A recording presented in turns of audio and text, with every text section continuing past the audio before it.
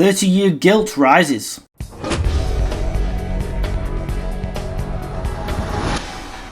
The 30-year gilt has now gone up to 5.5%, a new high. The highest since, I believe, the late 1990s.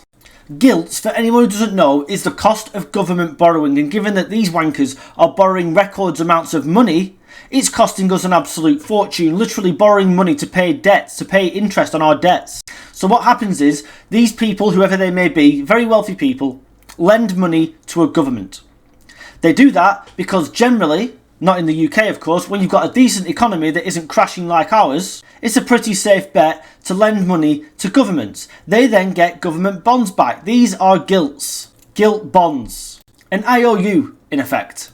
The gilts rise when these people decide that a country, or whoever they're lending their money to, is of higher risk. And the UK is being classed as higher risk all the time.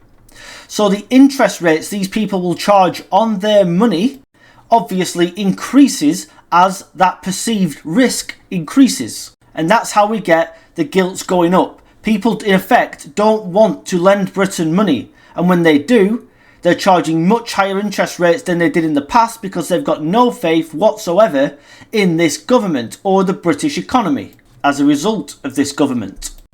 The gilts, I think, went up to 5% under Liz Truss, and she was ousted from power by the markets. Why is the same not happening to Rachel Reeves? Let me tell you. It's not because these economists like Rachel Reeves.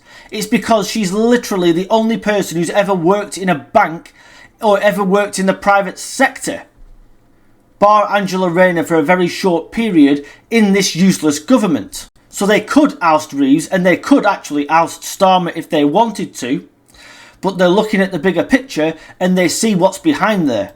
Even more incompetence, even more useless people like Angela Rayner, for example. Could you imagine Wes Streeting, for God's sake, who's never had a proper job, head of education at Stonewall, then becomes an MP? Could you imagine him, who, it's rumoured, has been offered the Chancellor's job by Angela Rayner when she makes her move against Starmer, running the finances of this country?